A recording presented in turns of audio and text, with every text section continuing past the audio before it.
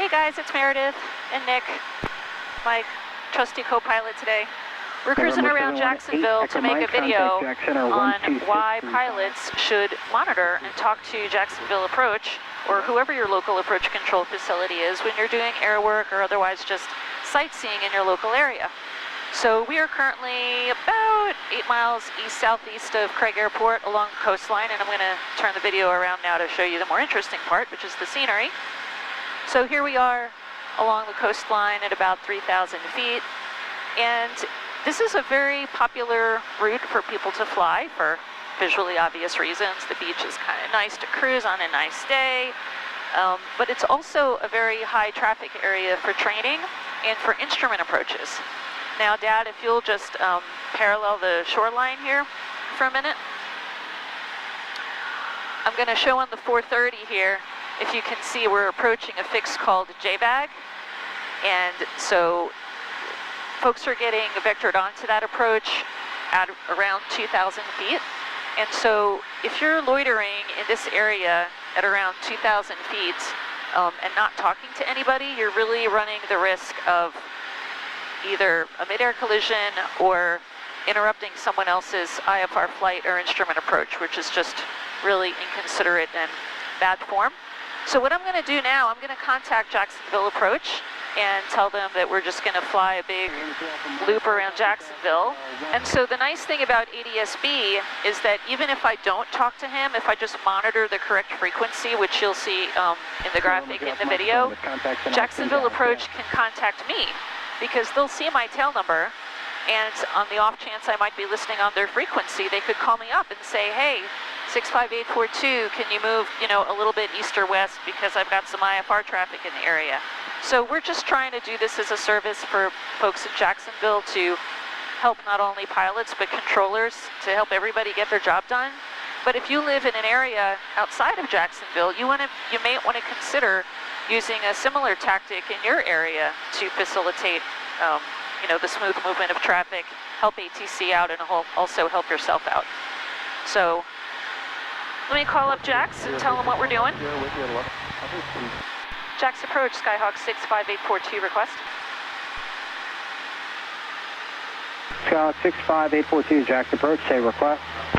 Yes, sir, we're at Cessna 172, currently 3,000 feet, about 10 southeast of Craig JFA, and we're going to be flying a loop around the Jacksonville area, just monitoring you guys. At what altitude? 3,000, 65842. November 65842, squawk 0457. 0457, 65842. Okay, cool. Skyhawk 842, radar contact, 12 miles southeast of the Craig Airport, altimeter 3010. If you could maintain a VFR altitude, a 500-foot increment. Okay, we'll go up to 3,500 then, 65842. Roger. Okay. Yep. So what we're going to do now, and let's just check off to the right for traffic. I don't see anybody. Let's head west. Cherokee 8203 Delta, was it? That is correct, sir. Yes, we are 11 miles, 11 miles southeast of Craig, Charlie Romeo. So Sundays tend to be a little less traffic, especially later in the day. So we easily got a squawk code and VFR services from him. But on a busy day, he may not be willing to do that, but as long as we let him know that we're listening, he knows that we're trying to do the right thing. And that decreases workload for him, November 8203, knowing that we're listening and paying attention. And it helps us knowing that he's there for us. So everybody wins in that scenario. So now we're on a northwest heading back toward downtown Jacksonville and the Naval Air Station. And the next thing I want to show you is the area that JAX Approach is concerned about sometimes, which is the approach corridor into the Naval Air Station when the P-8s are landing to the west. So he called out some traffic to us at our 2 o'clock. I don't have them in sight yet.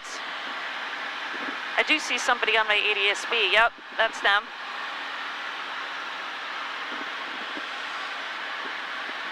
And it looks like they're going to pass behind us.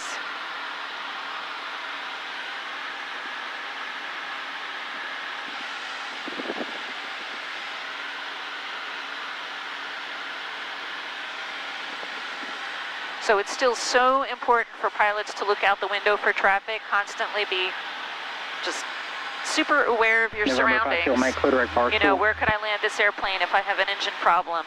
Is there weather that I need to deviate around? And ATC can help you with all of those things, right? If you see weather and you need help getting to an airport, if you have an emergency and you need to make an emergency landing, ATC can help you with that. So it's so important to, you know, at least monitor them if you don't have the, you know, the bandwidth to talk to them, or if they don't have the bandwidth to talk to you, at least monitor the frequency, so that way, if you need to get in touch with somebody, you know, somebody's right there.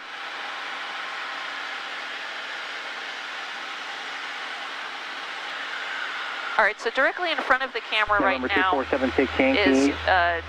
downtown Jacksonville. Craig Airport is a little off to the right, and off to the left is Interstate 295 and the Buckman Bridge and the Naval Air Station. And this area that we're approaching right now is the approach corridor for runway 28 into the Naval Air Station. And this is one of the areas where JAX Approach would really like to talk to people, because if they have a P-8, which is basically a Boeing 737, wailing through the practice area, they would like to tell you about it and get you out of the way. November 2476 Yankee, contact Craig Tower, talk to you on the go. Tower, talk to you later, 2476. November 65842, 2 targets, 12 o'clock, 2 miles. First one 2,200, the other target beyond that 4,500. We are looking for them, 65842. I have the traffic above us, 842. Yep. Roger. And so the traffic below us is probably not going to be a factor, but we'll keep an eye out for them also. Yep. I have the second target, 842, right over the interstate. 842, roger. Let's do. All right, so now, Dad, if you could head right toward the Naval Air Station, but a little to the right of them. Yep. We'll head over toward Herlong. 345 JAX departure, ident, climb and maintain 7,000. Engine still looks good, everything still looks good. Okay. That's perfect right there. That's Herlong straight ahead. Okay. So now we're going to cruise over to the west side, to an area that also has its own traffic issues due to lots of training aircraft and skydive operations. Chrono State 11, descend and maintain 11,000. Okay, so we're approaching the St. John's River. Chrono State 11, continue on that heading, maintain 11,000. So right, just heading down to in just a moment, we're going to traverse the ATC sector, so we'll see if he switches us over to the new frequency of 127.77. If traffic is light, we may just stay with him the whole time. But you'll see in the graphic there's different zones for different frequencies you should contact approach control on, depending on which side of town you're on. November 65842, if you're not on it, change our frequency 124.9. We're still on 124.9, 65842. Roger, and how far north are you going from your present position? So we're doing a little video to show people the benefits of actually communicating with ATC, so thank you so much this afternoon. We're going to head toward Herlong and then around the west side of JAX International. November 65842, roger. There's Herlong glider activity at or below 6,000. Perfect. We'll stay to their north then, 65842. November 427 Charlie Alpha. See, there you go. 118.17. 1817, 7 Charlie Alpha, good day. Skydiving calling unanswered. Who was that? and gliders. And those two activities are charted and or in the chart supplement, the airport facility directory, but nothing beats talking to ATC and having them tell you straight up what's going on right now. Again, so there's the Naval Air Station. Maintain 4,000, 90 Papa. And Cecil Airport. November 9390 Papa. A little further to the west. Southeast and Herlong Airport. Craig Airport. And downtown. And JAX International off to the right. JAX approach 65842. We'd like to turn to about a 360 heading now and make a fairly tight clockwise turn around JAX International. 842, say again? Yeah, we'd like to turn to about a 360 heading now and make a fairly tight right-hand circle around the outside of JAX International. November 842, approve as requested. Thanks, 842. Okay, so now we can just head to the west side of the airport. Yep. Mike. So winds are out of the southeast today. They do have a runway 14 at JAX International. It's the smaller one. Blue Phoenix 295. So typically in this situation, airliners would use runway 6 miles, 8. south-southwest line, indicating 4,500. I don't know if you can see in the video, there's an airliner on about a mile final to runway 8 right now. 357 Tango Whiskey, JAX. So we're well above their approach corridor right now at this altitude, which is most likely why the controller was cool with it. When we get around the other side, on the east side of the airport, we'll see what he wants to do with us. I think you said you had it. November 842, advise when you're making that southbound turn. We'll advise 842. We're actually going to be turning east first. Roger. Just advise when you make the turn. 842. So right there in the middle is the new terminal. Pilotage on the frequency. Everybody stepping on each other. Only the aircraft Traffic not for Victor available. Romeo Bravo. The other aircraft that was calling, stand by. 65842 is turning east. November 842, roger. November 960 Foxtrot Sierra, squawk 6765.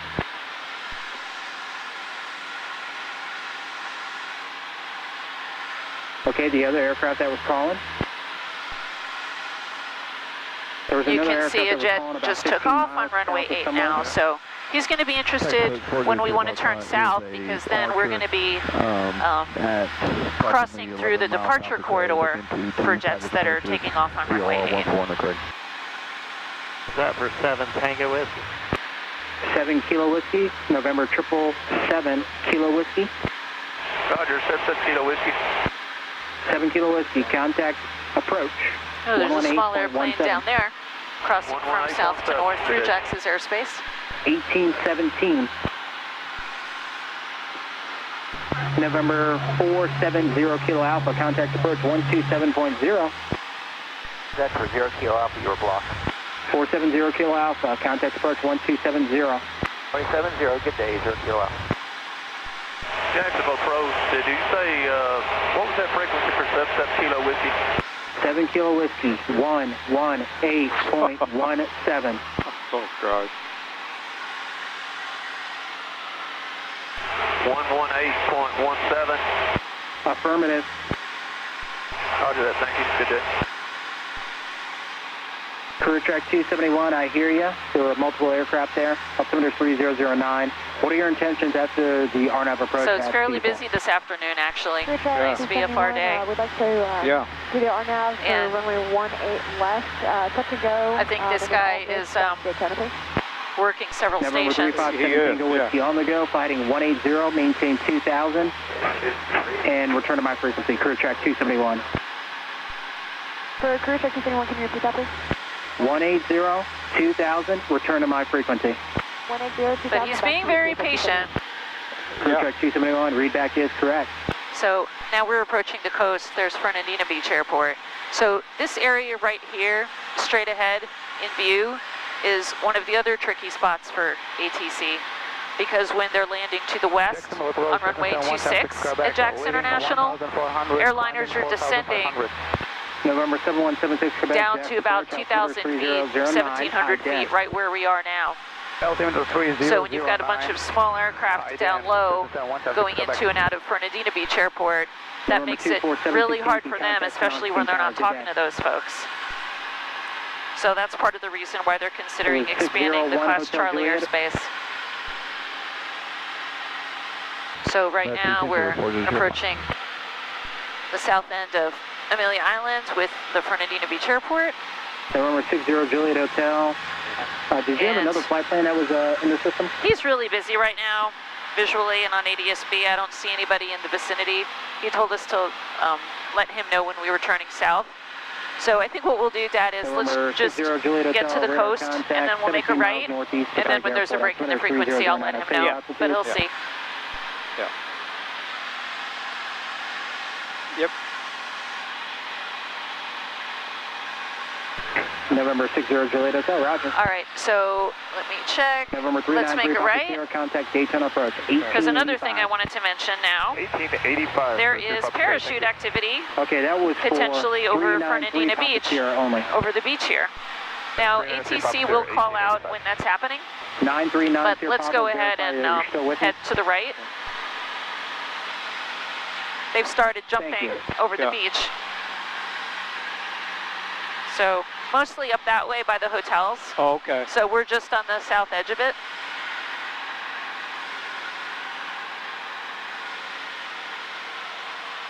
JAX 65842 is heading south along the coast. I'm actually quite proud of myself. The reason why there is a gray circle around that jump zone is because I contacted the owner of the jump place and said, hey, it would really be nice if you guys would get a NOTAM published and charted when you're jumping over the beach so that pilots know to expect something happening there, because otherwise the jump zone over Fernandina was over the airport itself, not over the shoreline. So how would anybody know to expect jumpers over the beach, which is a very high traffic area? So I'm pretty happy that they ultimately agreed with me and got that NOTAM published.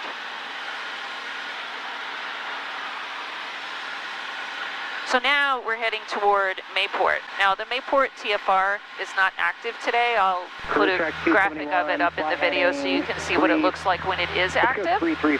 So today we can cruise the shoreline, no issues. And honestly, anytime if you're talking to JAX Approach and you have a squawk code, you can fly through the Mayport TFR just fine.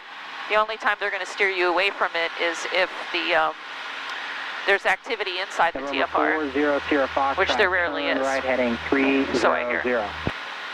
But in any event, another benefit to talking to approach control is that it makes stuff like that a little less worrisome, because they know where you are, you've told them what you're doing, and that's really all they want, is to know where you are and what you're doing. And remember that, you know, in an emergency, that runway there at the Mayport Naval Air Station is fair game.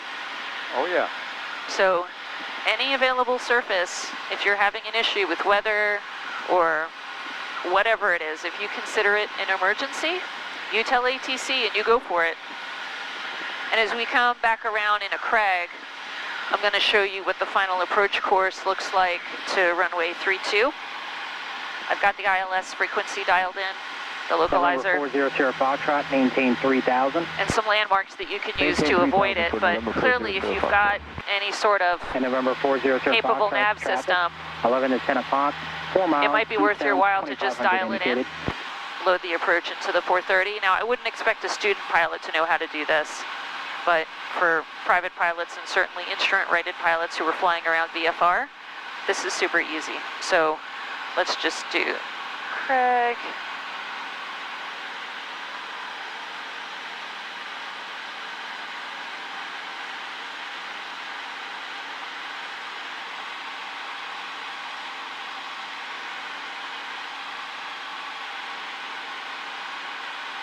Jump 7, JAX departure, ident. The altimeter is 3009er. Advise 1 minute prior to release of jumpers, and verify you said 10,000. And so now, really easy on the GPS, you can see where the final approach corridor is for runway 32. So it just makes it really, really easy to see. Actually, running 148, maintain so there's the Mayport Naval Air Station. Stopping climb 9,000, running 148. And now we're looking west toward downtown Jacksonville, the St. Johns River. 950, contact and Craig Airport is just in front of the wingtip. 18.7, so aircraft that are getting vectored onto the ILS approach for runway 32 at Craig can either fly a big right downwind pattern, the side that we're on right now, or a left downwind pattern, in which case they'd be a bit more inland. But in either case, if I were getting vectored for the ILS approach right now, they'd probably have me down at 3,000 tops, most likely 2,000 feet. So if you're cruising the beach, you know, number one, it's a lot safer for you to be up higher anyway. And if you're up higher, you're going to be above the folks that are flying the instrument approach. November 00 Foxtrot, 2 miles. So we're going to stay up high, but we're going to fly over the final approach course just so you can see some of the landmarks that define it and what that would look like on your GPS. So Adir is the final approach fix. That's when you'd be down at 1,900 feet, and we're still up at 35. So They're landing on 1-4 anyway today, so there's probably not going to be anybody on this instrument approach, but a good little landmark for you VFR folks, if you can see it right under the nose right now, is that little bridge. That's approximately where the final approach fix is, that little bridge that goes over the intercoastal. And that road that is the bridge is called Butler Boulevard. So if you're looking on a map, that's Route 202, Butler Boulevard. To maintain 5,000. So now you can see on the screen 5,000, jet 452. where we are and where the final approach course is. In just a moment. And if you really want it to be fancy and dial in the localizer frequency, Roger. I'll show you what that looks like when we cross over. That needle will be in the middle. So as long as your needle is off to the left or the right, you're not on the final. Into people. I hope that was helpful. We're going to start our descent now and head back into Craig, but safe flying out there, guys. Talk to ATC, get some help, look out the window, use ADSB, play all the cards you have, right? This is a team effort. Thanks, we'll see you next time. 101 Bravo Echo.